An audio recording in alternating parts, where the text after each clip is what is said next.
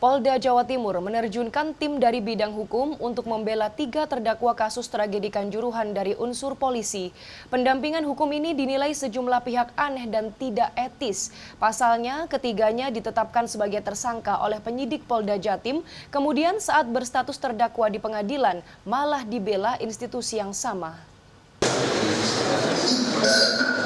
Pada sidang perdana tragedi Kanjuruhan pada Senin lalu, 3 dari 5 terdakwa yang berstatus polisi aktif didampingi tim yang dipimpin Kepala Bidang Hukum atau Bitkum Polda Jatim, Kombes Polisi Adi Karyatobing. Adi dan timnya lengkap mengenakan pakaian layaknya seorang lawyer, padahal mereka adalah polisi. Adi mengaku sudah mengantongi surat kuasa dan izin insidentil dari Pengadilan Negeri Surabaya. Jaksa penuntut umum sudah mengajukan keberatan dengan status profesi penasihat hukum 3 terdakwa polisi, namun ditolak majelis hakim. Melalui pesan singkat, Humas Pengadilan Negeri Surabaya, Suparno mengatakan, ya, bisa kalau dari pihak kepolisian memberikan bantuan hukum kepada anggotanya yang terkena masalah hukum. Pengajar hukum pidana Universitas Brawijaya, Fahrizal Afandi menilai izin insidentil ini tidak tepat. Ia merujuk pada Undang-Undang Nomor 18 Tahun 2003 tentang advokat yang menyebut TNI, Polri, dan PNS tidak bisa menjadi advokat. Ia menilai praktik yang terjadi di sidang tragedi Kanjuruhan bertentangan dengan aturan hukum yang ada. Di Undang-Undang advokat dijelaskan TNI, Polri, dan PNS itu tidak bisa menjadi advokat. Misalnya saya sebagai PNS dosen, saya tidak bisa menjadi advokat.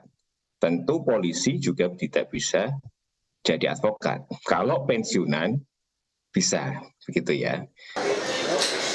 Dasar hukum yang dipakai Polda Jatim adalah Peraturan Kapolri atau Perkap Nomor 2 Tahun 2017 terkait tata cara pemberian bantuan hukum kepada anggota Polri.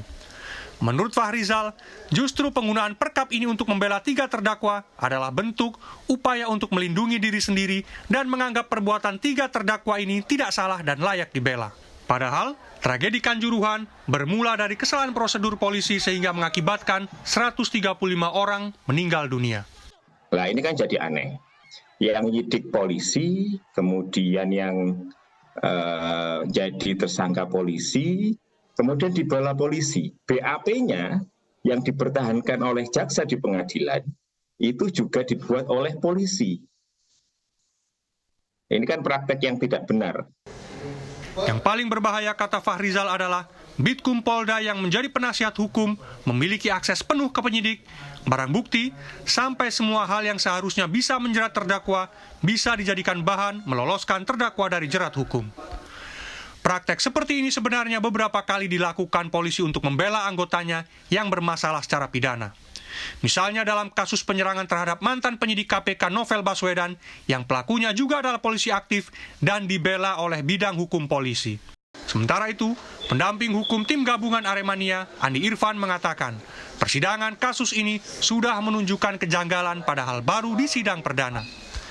Kejanggalan itu adalah kuasa dan izin insidentil bagi Bitkum Polda untuk menjadi penasihat hukum terdakwa dari unsur kepolisian.